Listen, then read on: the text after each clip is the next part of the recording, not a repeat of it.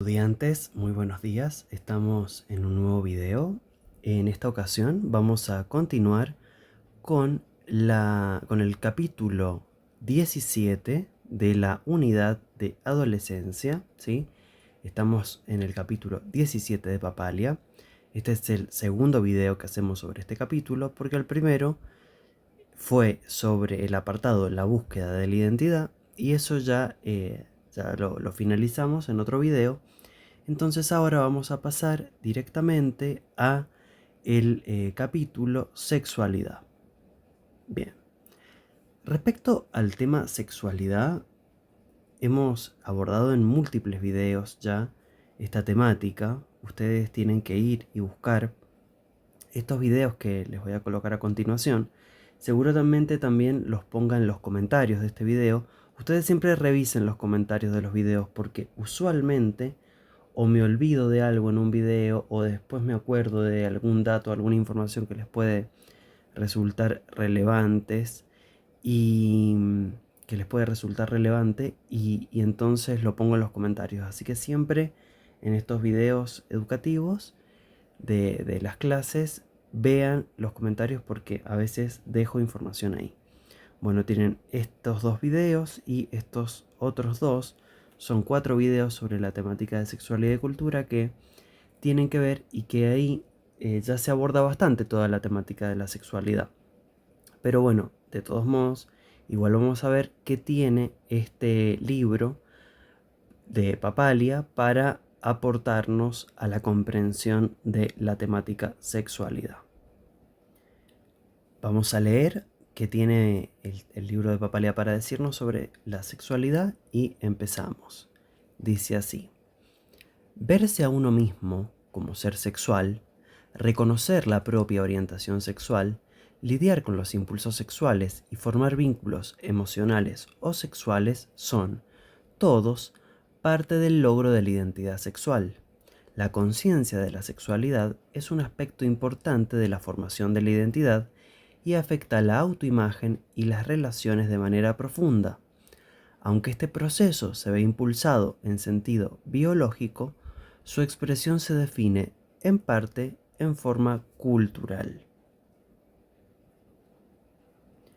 Durante el siglo XX, un cambio importante de actitudes y conductas sexuales en Estados Unidos y otras naciones industrializadas trajo consigo una mayor aceptación de las relaciones sexuales prematrimoniales, de la homosexualidad y de otras formas de actividad sexual que antes se desaprobaban. Con el amplio acceso al Internet, se ha vuelto común el sexo casual con fugaces ciberamistades que se vinculan por medio de chatrooms en línea o sitios de reunión para solteros. O también hoy diríamos, no sé, Tinder, por ejemplo, ¿no?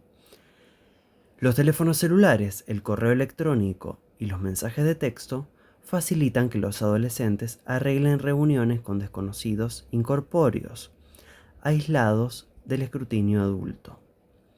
Estos cambios han traído consigo mayores preocupaciones acerca de la toma de riesgos sexuales. Por otra parte, la epidemia de SIDA ha conducido a muchos jóvenes a abstenerse de la actividad sexual fuera de relaciones comprometidas o a participar en prácticas de sexo seguro. Vamos a aclarar un poco esto que está contando. El texto habla de que ha habido cambios durante el siglo XX y acá les he puesto algunas imágenes que son de la segunda mitad del siglo XX. En los 60 tenemos los movimientos por los derechos civiles de las personas afrodescendientes. Acá tenemos una foto de Martin Luther King y Malcolm X. Tenemos también en los 60 la aparición de la píldora. Se le llama la píldora o se le llamó la píldora a lo que hoy le decimos la pastilla anticonceptiva, lo cual generó mucha mayor libertad en la sexualidad de las mujeres al facilitar la separación del sexo de la reproducción. Tenemos la Guerra Fría, ¿sí? entre Estados Unidos y la Unión Soviética. La Guerra Fría, que se denomina fría porque no hubo enfrentamientos bélicos en los territorios de estas naciones, pero sí desplazaron y apoyaron facciones en otros lugares, ¿sí? Entonces sí hubo guerras, pero no directamente en los territorios norteamericanos ni de la Unión Soviética, sino que, como les digo, desplazaron y aparecieron y expresaron esta conflictiva en lugares como Vietnam, en donde Estados Unidos llevó un ejército muy grande, terminó siendo vencido y la población civil en Estados Unidos se preguntaba, ¿qué hacemos llevando jóvenes a un país que ni sabemos dónde queda para que vuelvan amputados, muertos, con traumas de estrés postraumático, con traumas psicológicos y de toda esta cuestión bélica,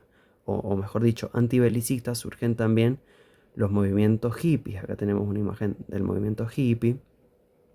También en los 60, en el mayo del 68, tenemos el mayo francés, ¿sí? Revueltas eh, en donde participan trabajadores, estudiantes, de donde salen frases como prohibido prohibir, seamos realistas, pidamos lo imposible. En el 69 tenemos la revuelta de Stonewall, la segunda foto de arriba, digamos, de izquierda a derecha o de derecha a izquierda, la segunda foto de la parte de arriba de la imagen, son Sylvia Rivera y Marsha Johnson, que en una redada policial, en un bar gay o en un bar donde se juntaban diversas personas del colectivo LGBT, la policía hace una redada, empieza a darle palos a todo el mundo y las personas se cansan de ser golpeadas, lastimadas, perseguidas por el simple hecho de no ser personas heterosexuales o cis heterosexuales, y les devuelven los ladrillos a la policía, les tiran con todo, y ahí comienza el movimiento de orgullo gay o de orgullo LGBT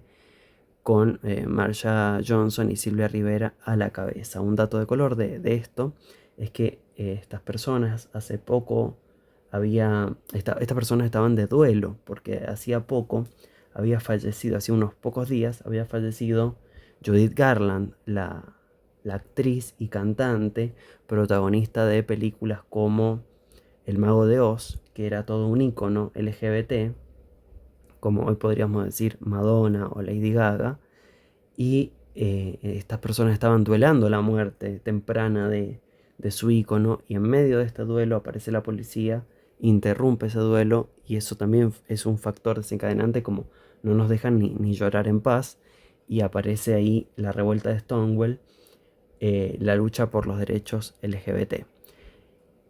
Ya dijimos el movimiento hippie, la aparición de la pastilla anticonceptiva, el movimiento LGBT. Acá aparece también con el movimiento hippie mucha experimentación con drogas, con el LSD. Y eh, este ciclo de apertura hacia lo sexual un poco se cierra en parte, en cierto sentido, con la aparición del SIDA en los 80. Se le decía el cáncer rosa, el cáncer gay.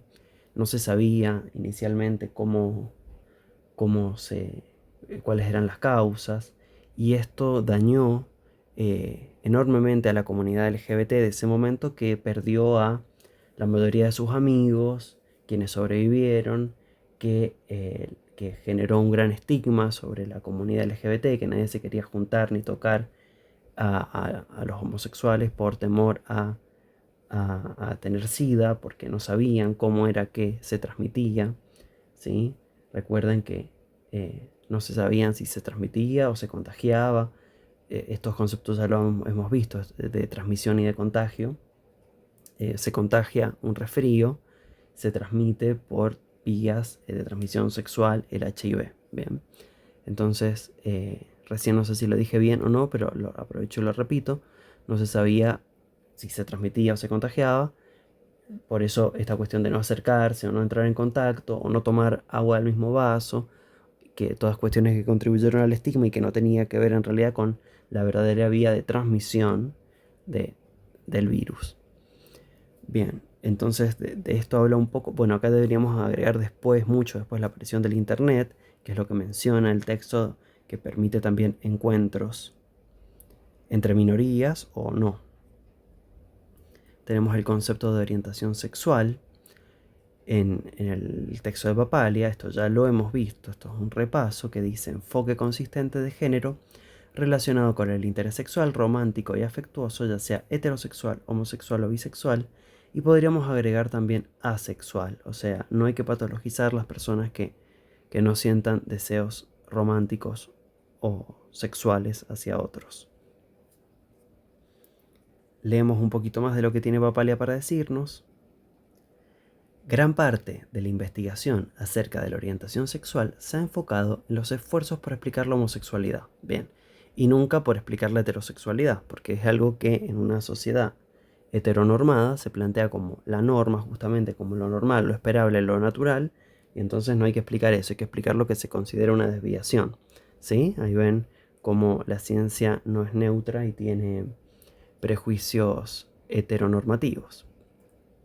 Aunque en el pasado se le consideró una enfermedad mental, varias décadas de investigación no han encontrado asociación alguna entre la orientación sexual y los problemas emocionales o sociales, a excepción de aquellos aparentemente ocasionados por el trato social que se le da a los homosexuales, como una tendencia a la depresión. O sea, no es una enfermedad, no tiene que ver con otras enfermedades, no son locos las personas del colectivo LGBT, pero sí aparece una leve mayor presencia de depresión, por ejemplo, no por la homosexualidad en sí, sino por el trato discriminatorio hacia las personas LGBT. Estos hallazgos condujeron a la profesión psiquiátrica a dejar de clasificar a la homosexualidad como trastorno mental en 1973. Bueno, estos hallazgos y la presión social y los movimientos, porque acá parece que este texto parece que todo es una cuestión de ciencia neutra que va descubriendo y en realidad son movimientos, luchas que salen a la calle, que marchan y que también generan un cambio social. Si no, parece que todo es gente neutra que estudió papers y estudios y llegó a una conclusión, y no. La ciencia también tiene que ver con las relaciones de poder y no es que estos hallazgos teóricos condujeron a la profesión psiquiátrica a dejar de clasificar la homosexualidad como trastorno mental en 1973, sino los movimientos también eh, de búsqueda de lucha por los derechos LGBT contribuyeron a estos cambios, ¿sí? Al respecto, tengo unas películas y documentales para recomendarles. Una película de 1919, o sea, fíjense si ya no había esto, lo que veíamos de que en el 73 se dejó de considerar a la homosexualidad como enfermedad mental. En 1919 ya había argumentos y películas que buscaban concientizar, porque más que enfermedad era también delito, ¿sí? Y entonces a las personas homosexuales las podían chantajear y decían, si dame plata si no digo que sos gay, ¿sí? De eso hablan los primeros dos films que les he puesto acá, diferente a los demás, diferente a los otros, de 1919, y el documental Parágrafo 175. Los dos hablan de justamente este parágrafo legal, el parágrafo 175, que permitía chantajear a los homosexuales, sacarles el dinero a cambio de no contar a la policía que eran gays y llevarlos a la cárcel. Y tenemos El celuloide oculto, que siempre lo recomiendo, no me canso de recomendarlo, que es un gran documental sobre la representación de la homosexualidad en el cine. Leamos un poquito más. Dice el texto: a pesar de la creciente aceptación de la homosexualidad, muchos adolescentes que se identifican abiertamente como gays, lesbianas o bisexuales se sienten aislados en un ambiente hostil. Pueden verse sujetos a la discriminación e incluso a la violencia. Otros pueden sentirse reacios a declarar su orientación sexual, incluso ante sus padres, por temor a una fuerte desaprobación o a una ruptura en la familia. Esto siempre me recuerda a una frase que se suele decir, que es: cuando en la escuela a un niño lo molestan por ser judío, llega a la casa y los padres, que son judíos, lo consuelan.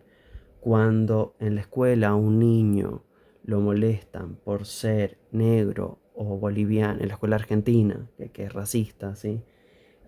Esperemos que deje de serlo, lo molestan por ser negro, boliviano, peruano, llega a la casa y la familia que es negra o boliviana o peruana lo consuela porque ha vivido la misma situación. Pero cuando un niño o una niña es molestado o molestada en la escuela por ser homosexual, llega a la casa y no necesariamente tiene ese consuelo porque la familia muchas veces repite el mismo patrón heteronormativo que la escuela. ¿Sí? Bueno, sigo leyendo. Puede ser que se les dificulte conocer e identificar parejas potenciales de su mismo sexo. Así, el reconocimiento y expresión de la identidad sexual de los homosexuales son más complejas y siguen un cronograma menos definido que los heterosexuales. No existe una ruta única en el desarrollo de la identidad. Esto lo dice, perdón, por este tema de ocultarse, decirlo, no decirlo, todas esas, asumirlo, registrarlo, negarlo, reprimirlo, ocultarlo, todas esas vueltas que en la heterosexualidad, en este mundo heteronormado, no existen y que genera mucho desgaste mental. No existe una ruta única en el desarrollo de la identidad y conducta gay, lésbica o bisexual. Debido a la falta de maneras socialmente aceptadas de explorar su sexualidad, muchos adolescentes homosexuales experimentan una confusión de identidades. Sí, una confusión, pero también a veces una mayor creatividad, porque los patrones de la heterosexualidad ya están muy establecidos por la cultura, por el cine, por la literatura. Entonces hay como un libreto escrito de cómo comportarse de manera heterosexual, que el hombre tiene que buscar a la chica, la chica tiene que decidir si sí o si no, ser más pasiva el hombre, ser más activo, buscar conquistar. Todo ese patrón heteronormativo y heterosexual, eh, si bien genera una guía de cómo actuar, anula completamente la creatividad, la posibilidad de que las mujeres cuando quieran encarar a los hombres se asusten, etc. En cambio, si bien no hay un mapa, una ruta de cómo explorar la sexualidad no heterosexual, eso si bien puede generar confusión, también habilita la creatividad. Esa parte no la dice el texto, pero es importante. Continuamos. Un modelo del desarrollo de la identidad sexual gay o lésbica propone la siguiente secuencia. 1. Conciencia de la atracción hacia el mismo sexo, iniciándose entre los 8 y 11 años de edad. Conductas sexuales homosexuales de los 12 a los 15 años. A mí esto me parece un poco anticipado de los 12 a los 15 años, pero bueno, el texto propone esta edad. eh, no sé de dónde sale esta estadística, puede ser estadounidense. No sabemos con conductas sexuales a qué se puede referir. Si, sí, hay una amplia gama de conductas sexuales. Pero bueno, el libro propone estas edades como posibles. Igual siempre son eso, estadísticas, nunca son la verdad absoluta. Y están muy ligadas a los contextos. Identificación como gay o lesbiana entre los 15 y 18 años de edad. De nuevo, esto está muy ligado a los contextos. Hay gente que puede identificarlo mucho después. Revelarse a los demás como gay o lesbiana, decirlo, expresarlo. 17 a 19, eso también puede ser, esto es un promedio, una estadística, puede ser muy posterior. Y por último, desarrollo de relaciones románticas con personas del mismo sexo, 18 a 20 años de edad. Sin embargo, es posible que este modelo no refleje de manera fiel la experiencia de hombres gays más jóvenes, muchos de los cuales pueden sentirse más libres que en el pasado de declarar su orientación sexual en forma abierta, de mujeres lesbianas o bisexuales, cuyo desarrollo de la identidad sexual puede ser más lento, más flexible y más asociado con factores emocionales y situacionales que el de los varones gays, y de las minorías étnicas cuya cultura y comunidades tradicionales pueden adherirse a creencias religiosas firmes o a roles de género estereotípicos, conduciendo a conflictos internos y familiares. Acá les dejo unas recomendaciones al respecto. Fíjense, en esto que leímos recién de nuevo está esta cuestión de creer que la etnia caucásica es más abierta y que minorías étnicas van a ser necesariamente más cerradas. Bueno, eso es en parte un prejuicio, en parte con las invasiones estadounidenses a países. Estos países se han visto retrasados en su desarrollo cultural y de ahí puede emerger parte de la homofobia también. La homofobia, el salir del closet son producciones culturales. Antes de la llegada de Colón a América no sabíamos que había una, o sí, había una diversidad de prácticas. ¿Había pueblos homofóbicos? Sí. Y habían pueblos no homofóbicos también.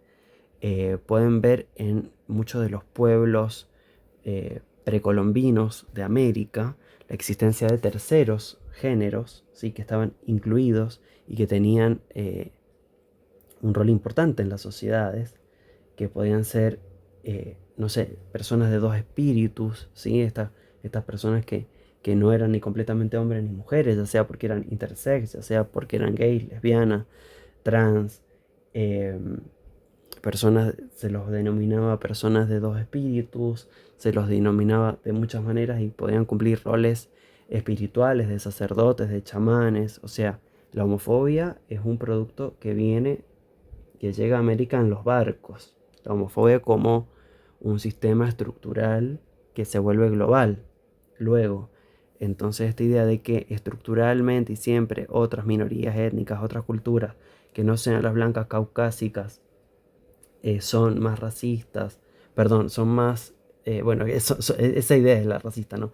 Creer que otras etnias, otras culturas, minorías que no son la blanca son más homofóbicas es una idea racista.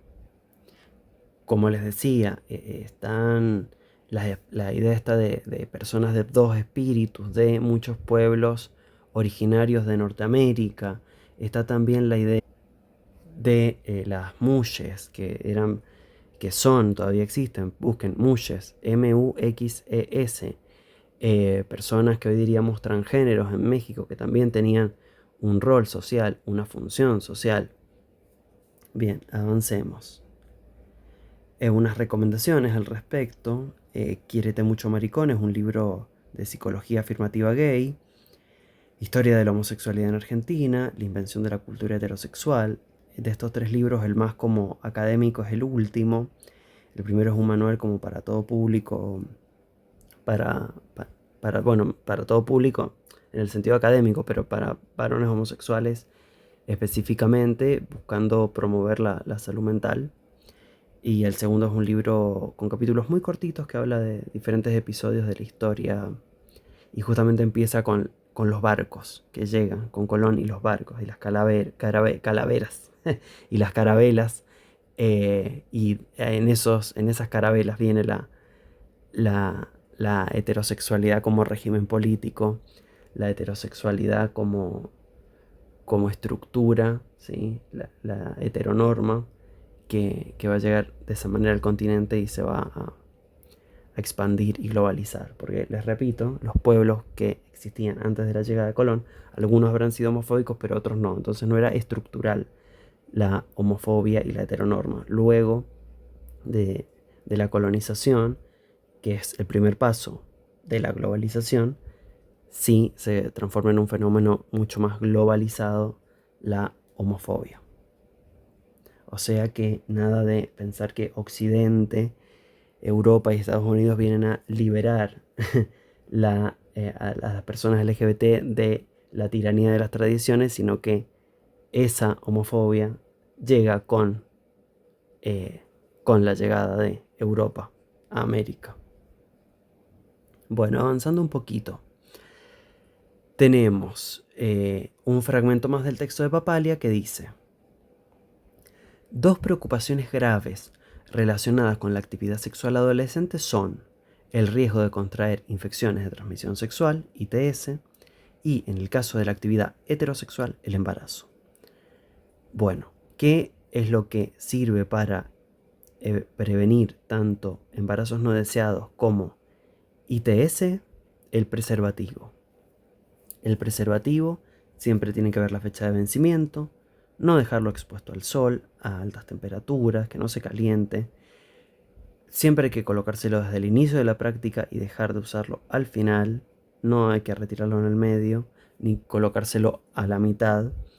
No se debe volver a usar. Y acá hay un pequeño instructivo que dice 4 pasos para usar correctamente el preservativo: abrirlo con cuidado, no uses los dientes ni una tijera. porque se puede cortar el preservativo. Ponelo sobre el pene erecto, el pene ya tiene que estar erecto, apretando la punta para que no quede aire. Desenrollalo totalmente hacia atrás. Bueno, ahí viene la práctica sexual y él dice, cuando termines, sácalo antes de perder la erección. Hay que tirarlo, no en el inodoro, porque no se va, sino en una bolsa. Pero antes de tirarlo hay que doblarlo, hacerle un nudito, ¿sí? Para evitar también que el líquido seminal se disperse, que sería una cochinada, ¿no?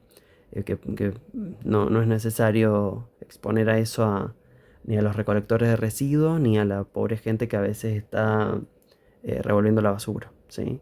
Porque esa realidad también existe. Entonces hay que hacer un nudo antes. Bien, pero no toda práctica sexual implica la presencia de un pene, sino hay que caer en lógicas falocéntricas.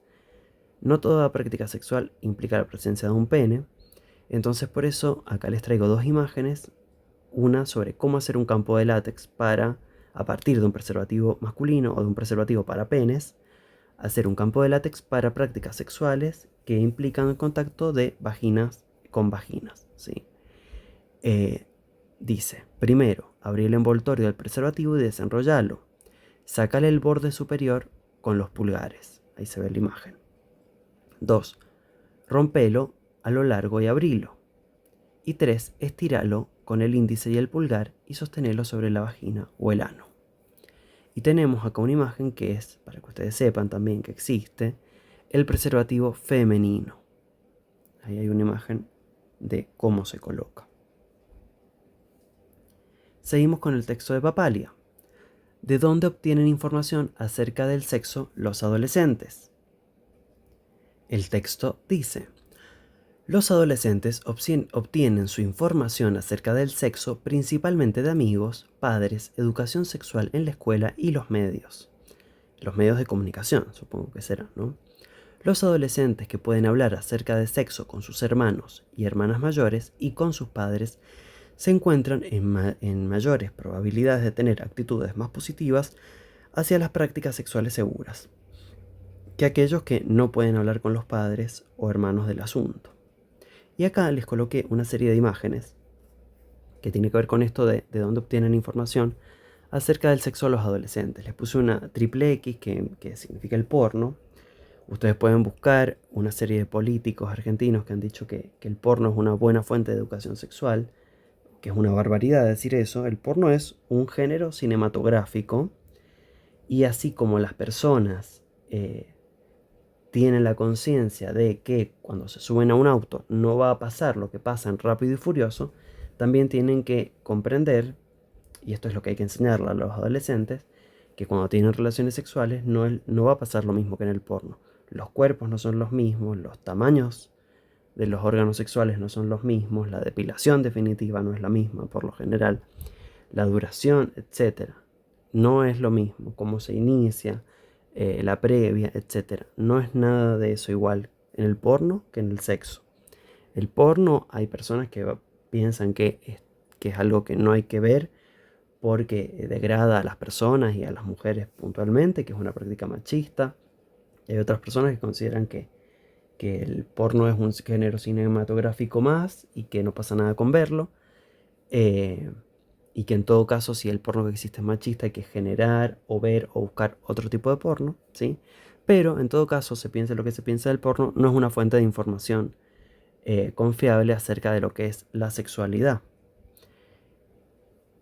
Después, les puse acá una imagen que son dos videos, dos VHS de la época, que se llaman, de la época de los 90, que se llama ¿Qué me está pasando y de dónde venimos? Son dos películas que a las personas que tienen más de 30 quizá le pusieron sus padres o sus tíos o en la escuela, que explicaba un poco de dónde venimos, cómo se produce justamente la reproducción, de dónde vienen los bebés y qué me está pasando sobre la adolescencia.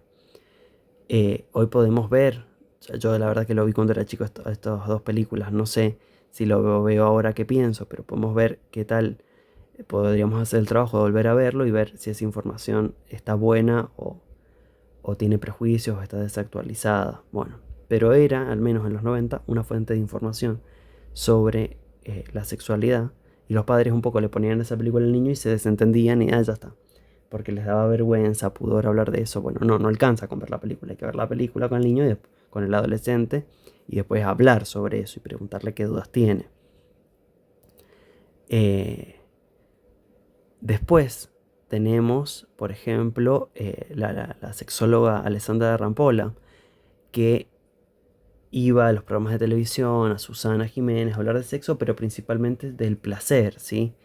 Del placer, de que esto se siente rico, que esto otro, que experimentar con juguetes, pero se enfocaba principalmente en el placer y no en la diversidad sexual, y no en la prevención de embarazos, y no en la prevención de ITS, pero bueno, claro, es que era el placer y eso es lo que vendía en televisión, lo que hacía que la gente lo viera, pero es incompleto en tanto educación sexual. Después tenemos, acá les puse una imagen de una sexóloga, Cecilia C. se llama. Ustedes pueden buscar, hay muchas sexólogas en Instagram, en redes sociales difundiendo contenido. Tienen a Cecilia C., tienen a Sol Despeinada. Bueno, pueden buscar, es una fuente más actual, y hay que ver, ¿sí? Que cuáles están buenas, cuáles no. Siempre hay que tener criterio y distinguir, pero me parece que Cecilia C. y Sol Despeinada son buenas fuentes de información actuales y también divertidas sobre temáticas de sexualidad. Y por último, no todas las personas ven porno, y el porno no es una fuente de información sobre la sexualidad. No todas las personas han visto qué me está pasando y de dónde venimos. No todas las personas han visto a Alessandra Rampolla, ni a Sol Despeinada, ni a Cecilia C. Pero sí todas las personas deberían y podrían tener acceso a la educación sexual integral en la escolaridad. Sí, eso sería lo óptimo, que como todas las otras fuentes son posibles, haya una que sea necesaria y que sea la educación sexual integral, que posibilite, ¿sí?, que los adolescentes y los niños tengan información acerca de la sexualidad. La ESI, como se denomina la educación sexual integral, ayuda a educar sobre la diversidad sexual, ayuda a prevenir embarazos no deseados, ayuda a eliminar tabúes sobre la sexualidad, ayuda a las personas a conocer su cuerpo, ayuda a los niños y las niñas que están siendo víctimas de abuso sexual infantil a contarlo. Entonces es muy importante la educación sexual integral. Se ha luchado mucho en este país por establecer la educación sexual integral. Hay una ley que no se cumple y gobiernos como esto está siendo grabado en el 2026, se está en el gobierno de Javier Milei, y gobiernos como el actual plantean que la educación sexual integral es ideología, que son comunistas, que son esto, que son lo otro, que es la agenda LGBT, que no sé cuánto más, y buscan, como son gobiernos conservadores y reaccionarios, eliminar esto que es un derecho para las infancias y adolescencias, y que, como les decía, ayuda a detectar tempranamente situaciones de abuso sexual infantil, entre otras cosas. Entonces vamos a hablar un poquito de la educación sexual integral. ¿Qué es la ESI? La educación sexual integral es un derecho de los chicos y chicas de todas las escuelas del país en sus 3 niveles, inicial, primaria y secundaria, sean escuelas privadas o estatales, confesionales o laicas. Muchas veces pasa en las escuelas confesionales que los mismos sacerdotes dan educación sexual integral, y eso está mal, porque enseñan educación sexual no científica, no integral, no es educación sexual, sino que es enseñar culpa, tabúes, moralina, etc. La educación sexual integral la tienen que dar profesionales idóneos que se hayan formado en educación sexual integral. Este derecho, que es la educación sexual integral de los niños, niñas y adolescentes, que obliga al Estado Nacional y a los Estados provinciales a garantizar su acceso, se encuentra establecido en la Ley Nacional 26.150, que, a partir de su sanción en 2006, crea el Programa de Educación Sexual Integral para su implementación. La educación sexual integral, o ESI, es un espacio sistemático de enseñanza-aprendizaje que promueve saberes y habilidades para la toma de decisiones responsables y críticas en relación con los derechos de los niños, niñas y adolescentes al cuidado de su propio cuerpo, las relaciones interpersonales, la información y la sexualidad. Características de la ESI. La ESI es formativa.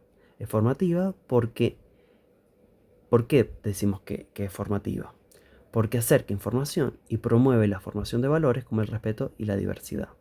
Es preventiva. ¿Por qué? Porque decimos que es preventiva. Porque al tener conocimiento se pueden prevenir situaciones no deseadas relacionadas no solo con la prevención de infecciones de transmisión sexual y el embarazo no intencional en la adolescencia, sino también en la prevención de la violencia de género y de la discriminación por orientación sexual o identidad sexual. Es promocional. ¿Por qué decimos que es promocional? Es promocional porque busca promover el involucramiento activo de todas las personas que forman parte de la comunidad educativa para su correcta implementación. Es integral. ¿Por qué decimos que es integral? Es integral porque aborda las diferentes dimensiones de la sexualidad: lo biológico, lo social, afectivo, lo histórico, lo cultural, la ética, etc. Es sistemática. ¿Por qué es sistemática? Porque se fundamenta tanto en los principios de la Ley General de Educación como en los enfoques transversales y las competencias y capacidades de los núcleos de aprendizaje. ¿Por qué es progresiva? Es progresiva porque aporta información y contenidos acorde a la edad y a la madurez de cada niño, niña y adolescente. O sea, a los niños de 6, 7 años no se les enseña lo mismo que a los de 10, 11, 12, 13, 14, 15. ¿Sí? En la primera infancia hay que ver, se enseña cuáles son las partes privadas, cuáles son las partes públicas, qué parte los demás no pueden tocar, etc. Y es científica porque aporta información científicamente validada por las diferentes disciplinas. Disciplinas no solo la biología, la sociología, la psicología, etc. ¿Por qué es importante trabajar desde la perspectiva de la educación sexual integral para prevenir todo tipo de violencias? Porque la ESI enseña a cuidar el propio cuerpo y la salud, valorar la afectividad, garantizar la igualdad de género, respetar la diversidad y ejercer nuestros derechos. Y con esto terminamos el segundo apartado del capítulo 17 del texto de Papalia de la unidad de adolescencia sobre sexualidad. Nos quedan por ver unos apartados más que veremos en otro video. Hasta luego.